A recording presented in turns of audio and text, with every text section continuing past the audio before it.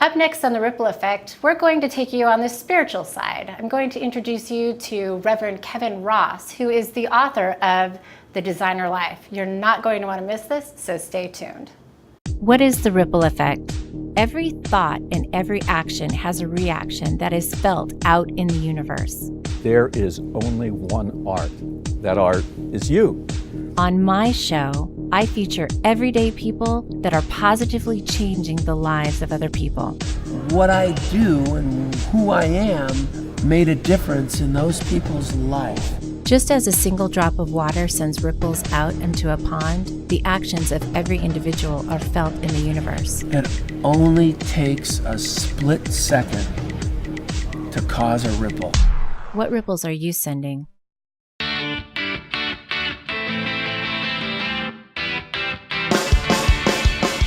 Hi, I'm Melissa Hull, the host of The Ripple Effect, and today my guest is Reverend Kevin Cottrell Ross of Unity of Sacramento Church. And thank you so much for being here today. Thank you so much for having me. I'm delighted to be with you today. So you have many different kind of talents, if you will. You're an author, an accomplished life coach, an activist for good, and a reverend. How do you find time to kind of balance that and still really excel in everything that you do? I think it is about commitment. You know, what am I really committed to? And so waking up every day with a commitment to supporting everyday people with living extraordinary dreams. I'm inspired by that. And when individuals are able to design and live lives of purpose, passion, peace, and prosperity, and I get the opportunity to help facilitate that, then I don't look at that as something I can't manage. It's manageable. I have this theory called the stovetop method for creating balance within one's life. There's a distinction between balancing or keeping the plate spinning and managing your energy and where you direct your energy. And so I have a great staff, and we have a lot of big things that we have to accomplish, 1,000 projects in the hopper at all times, and they're crisis here. I've got 3 children and a wife to support, and I'm surrounded by opportunity to give my energy places. But I look at it like a stovetop. Let's say we're preparing Thanksgiving dinner. We've got the stove set. We know that we have things that we must get done by a certain time frame. Right. And so I'm going to put the turkey in the oven, slow cook that for a period of time, knowing that if I manage that right, it will come out where it needs to go. But there's certain things I'm going to start later, put on top burner, high flame to get done.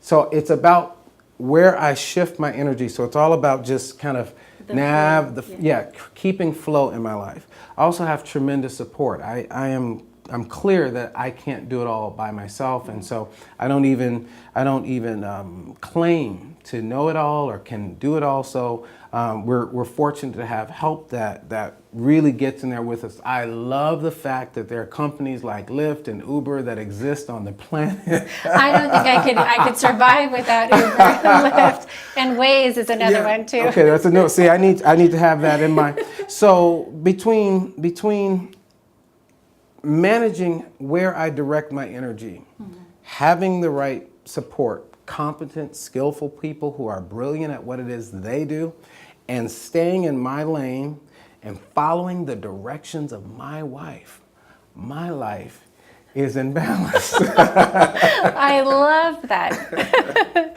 Your wife sounds like she is a huge influence on you and everything that you do, which I think is truly, it's wonderful to hear. You know, normally, well, sometimes you hear the opposite, like, oh, you know, the complaining wife, or I can't ever make her happy. But well, you know, my wife and I made an interesting commitment when we got married. First of all, I recognized her as a complete individual. I saw her not just for what she could do for me, but for who she was in the world already. And my wife is also an author and a speaker. She wrote a book, Meantime Love, A Woman's Journey from Self-Loathe to Self-Love. And so she went through a series of abusive relationships and found out that it was due to the fact that she did not love herself fully. And so she went on this journey to heal herself, and after healing herself, she charted down her experiences in a book. And then she started leading workshops for women. She left corporate America and just set out on this journey. Now she is the founder of Women for Equality and a whole movement that's standing up for the values of love and inclusion in the world today.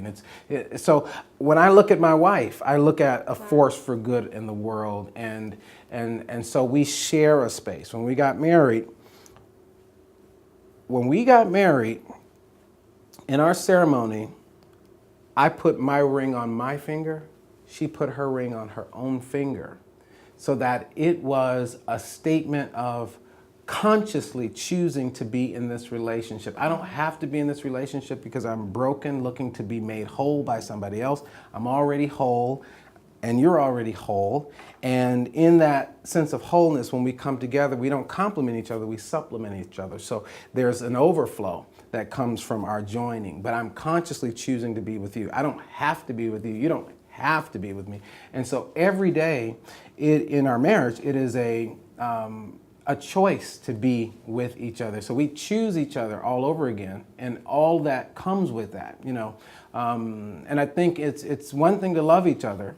It's another thing to choose each other each day in relationships. So we choose each other over and over again, and we've been choosing each other for 10 years, and I think she's made the best choice of her life. That's truly wonderful. I'm sure she would agree. So you're the author of the book, The Designer Life. Tell me a little bit about what inspired this book and what a person can learn from reading it. Often people live by default. They live circumstantially driven. They find themselves to be victims of circumstance rather than being victorious over circumstance. And so I wrote the book because I believe that every person, despite whatever circumstances they may find themselves in, if they come into contact with certain distinctions and learn how to practice those distinctions or those principles, they can be victorious over circumstances, positive transformers of community, and leaders within their society. And so this has been some of my life lessons that I've learned. You know, I think that, so I call it the designer life because you are designing your life not by default. But by choice. But by choice. You're absolutely, you are, if you take 100% responsibility 100% of the time for what's happening in your life, you have a great chance of influencing the direction that your life will take and where you will end up in life, you know. And I know individuals who have started where we would say at the bottom, you know, right. And who, like for example, I wouldn't say she started at the bottom, but she started emotionally at the bottom. A young lady named Karina Iglesias. Karina came to me as a life coaching client when I had my practice out of Miami downtown, and she came and she was a banking executive, but she was very empty emotionally. She was not happy with herself. She was not happy with her identity. And I said, well, what do you want to do with your life? She says, I want to be a rock star. Now, I want you to think banking. She wore a navy blue suit. She had straight hair, you know, the whole pulled back glasses kind of look. And I found out that the only reason why she felt she had to do this because she had the pressures of her family to say, get a good job, do something that made them happy. But it was bankrupting her emotionally because she was not utilizing her gifts, her talents, her skills, her abilities. Through a course of working together and coaching, swing forward today, she has won a Latin Grammy. She was on season 4 of The Voice. I actually got to be in the background cheering her on, you know, when she was to turn those chairs around. And she's married today. She has a child, and today she's living her dreams. She's designed a life that was congruent with her desires, not the default pattern that had been handed to her by her ancestry and her parentage, and so that's what this book is for individuals who are ready to break out of what I call in the book their unconscious inheritance. We've inherited some limitations from the thinking. Absolutely agree. You know what I mean? And so she broke out of that and designed a life that she just loves. I think, and I'm sure you would agree, that people need to find their purpose. Yes. I think that oftentimes people that don't live in their purpose really struggle and they suffer. And I think suffering without finding the meaning is a wasted opportunity. But once you find your purpose and the meaning of why we're here, Absolutely. so many beautiful things are created. It's that creation cycle that comes from knowing what your purpose is. Absolutely. It just spawns this creativity. In the book, one of the designer life distinctions, there are 5, but one of them is the designer life is a life of purpose, where every life designer wakes up to his why, and when you find your why, you can fly. John DeLemme says that, find your why and you can fly. Your life has takes on new color, new meaning, as you said, and a sense of aliveness, a sense of passion when you connect it to purpose. Passion, if you look at that word, Passion, pass I on. Pass I on. We're sent here to give ourselves away meaningfully in the world. And so when we get our hearts engaged with, connect that to our gifts, our talents, our skills, and the why or the whom, for whom we're here to serve, we get about this business of living passionately, purposefully. And I'm not driven by money, though money helps. I don't know anybody, who would volunteer just to have no money. But money can't be the sole motivator, and neither can success. The acquisition of success alone, void of purpose, has us arrive at places. When I graduated from Morehouse College, that was a big accomplishment for me. Dr. Martin Luther King Jr. went to Morehouse, and so I wanted to go to Morehouse, and I graduated from Morehouse. I kept my cap and gown on and felt like for 2 weeks after Morehouse. But I could not stand on the top of that Everest and just hold my hands in the sky forever. Right. So success in and of itself should not be the goal, but the goal being to reveal more and more and more of why I'm here and to meaningfully land it. So when I'm not living in my purpose and I'm not moved by passion, I am functioning in another word that can be found in that word, P-A-I-N. If you look at the word passion, P-A-I-N is also found in that same word. I'm living in pain. I'm living in misery. I'm not fulfilled. And if that's not attended to, then I am a pain in the ashen to people around me. My sense of misery draws people down. Worded. I love that. This might be a family program, so I Well, thought I'd clean up the language. well, I a little bit. appreciate that. But I agree with you. I have a question. If a person who has found their purpose Yes. begins to live and serve from that passion, but then finds that they're stagnating, how can they reignite that flame to continue on to truly fulfill what they're here to do? How does that work? I think you have to have certain information, because I think that we oversimplify sometimes this journey that we're on. Number one, it is a journey. And when we contextualize our lives as a journey, but not as a destination, but really get that it's a journey, then journeys, even if you're a hiker, hikers can relate to this, you may have the map, but when you get to the territory, you may encounter some things that were not present on the map. You get what I'm saying? So recognize that you're on a journey that is uncertain. Yeah. It's an uncertain journey, and our ability to navigate inside of uncertainty, our preparedness for uncertainty, our ability to weigh the uncertainty and to negotiate uncertainty is a big part of the skill of the journeyer, okay? Now, the other side of that is we've got to understand seasons, Yes. okay? Yes. Spring, summer, fall, winter. We fool ourselves if we believe that we're going to have springs and summers all year round. Though a lot of my Floridian snowbird friends who fly from the East Coast to the West Coast year round but they've designed a life where that can happen. Yes. But they're not exempt. They're not exempt because there are those mercurial factors that happen in life. Someone who you've been with for a long time is no longer with you. There are individuals who suffer from the changes in the economy. And so if I can factor in to my thinking, I will have a fall and I will have a winter. So rather than thinking spring all spring, you might want to think winter in spring or fall in summer, just to be prepared. You can still enjoy it, but just be ready.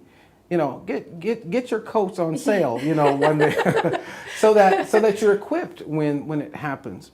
I also think associations are important. Yeah, I agree. Who are you surrounding yourself with? Who's in your ear? Because when it's hard, if you don't have someone to reinforce why you said you stepped up to this commitment, if there's nobody in your life to remind you of your why, to say, you know, no, this matters, and I know that was hard and that was difficult, but this matters. People need to hear what you have to say. People need to see what you have to offer. People need to know. If you don't have that, it can be very lonely, and you can be in a prison of your own making, because it's what you say to yourself when you're by yourself and no one else is around really constitutes your consciousness. I really agree. Yeah. I So know I think it's that. good people. I do. I think people who are support partners, accountability partners. I really believe in coaches and mentors. I think that they're a necessity for personal development and growth. Yes. I know that I value my coaches and my mentors, and Me too. yes, I owe them so much, and I gratefully accept the love and the guidance that they have given me. I find though that as I have been mentored, I am becoming a mentor as well. And it can feel like this great responsibility to make sure that I am always representing the best of me. Yeah. I'm sure because you pastor a church and you're a life coach and an author and you're a well-known reverend. How is it that you deal with that kind of, do you ever feel pressure? Do you ever feel like, you know, oh gosh, I've got all these eyes on me and do you have human moments where you're like, oh wow, okay, maybe this is one of those moments where I didn't get it exactly right, but I'm going to learn from this, because I know that I do. I feel very human at times where I make mistakes that I'm even aware I'm making. Yeah. But I just, in my humanness, I continue on. How do you deal with that? I think there are things that we learn from our mentors. Okay, Yeah. there are things that we learn to do and not to do. Right. So the ideal is not to idolize I agree. any one individual and to assume that they have it all together, because then we've made a gross error. And I've made the mistake in my early development of placing someone on a pedestal. And then that person had a human moment. Yeah. And I gave such tremendous, lashback. I lashed at them for having a human moment. And then I was able to see how it broke their heart, to let me down. And then I learned that that's not, their job is not to be the light in my skies. Their job is to inspire me to look up. You get what I mean? I absolutely get what Yeah. you mean. And I appreciate what you just said, because I do think that that's very important. I think that a lot of people get let down by their leaders or their mentors, and then they just give up. Yeah. But you're right, they're not there to be that infallible example of a perfect person. They're there to teach you to find the best within yourself, even despite your humanness. I think that's the beautiful part of having a mentor. And the way we look at the word perfection is not really what its etymology points to. In our society, we look at the term perfection as being something that is infallible, as you pointed out. Right. But the word itself really is about maturing. That's really what at the heart of the word perfection is. And so perfection is a process, an ever unfolding process of becoming that which you were meant to be, that which you were sent to be. We're sent and meant to be something profound. And the perfecting is the working out. I agree. Okay? And so as a mentor, part of what I'm there to do is to draw out from within that individual all that is within them, and let them see it and catch hold of it and then take it from there. But I can't drive my car and their car at the same time. Yeah. You know, I mean, I've had some incredible mentors, very famous mentors, multi-millionaires. And I remember once struggling with a financial issue, and I was with one of my multi-millionaire mentors, and I told him, you know, I'm having this issue. And he said, wow. And so I'm just waiting for him to, you know, reach in his pocket, you know, hey, let me, how much do you need, you know? And he said, I'd like to see how you're going to work that out. I believe in you. I know you can do it.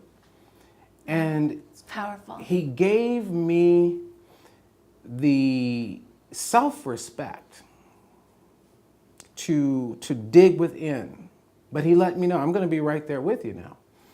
So there's that sense in which we can instill in our mentees the encouragement, the inspiration, and the motivation, you know, to strive for themselves, to be what they have come here to be, to do what they want to do and have. I have to just brag on one person. I think here's the great result of mentoring and coaching. You earn bragging rights. You get to point at other people with tremendous pride. A young man came to me when he was 8 years old. I was speaking on one of my little speaking tours in Atlanta, and asked me to be his mentor. His name is Montez Cobb, and Montez came from a home where there was no father in the home, and his mother was a single mother with 3 sons, and he asked me to mentor him, so I did. And at the time I was a college student. So I've been speaking a long time. I've been doing this for quite some time. I started very early with the influence of a mentor named Les Brown, you know, so he was one of my great mentors back when I was a teenager. So talking about paying it forward. So I get Montez, and working with him over the years, one of our first things was to go to Cape Town, South Africa, and I got to introduce him to President Nelson Mandela, and we just had some extraordinary life experiences, and he ended up going to the same college that I went to, graduating, and then going to graduate school and law school in Washington, D.C. at Howard University, and today he is a U.S. State's Attorney. When I opened the United States House of Representatives in prayer just a few weeks ago, I had him in my entourage, and I was able to introduce him to the congressman and all that. But the pride that you can take at the perfecting process, what he was able to take from what I was able to offer and what he did with it, you see. The I think choices, that's because people have to choose that. I couldn't go to class with him, you know, I couldn't, you know, be there 24/7, but there was something in him that wanted it. And I think that's our real job. That's wonderful. Light the fire. Absolutely.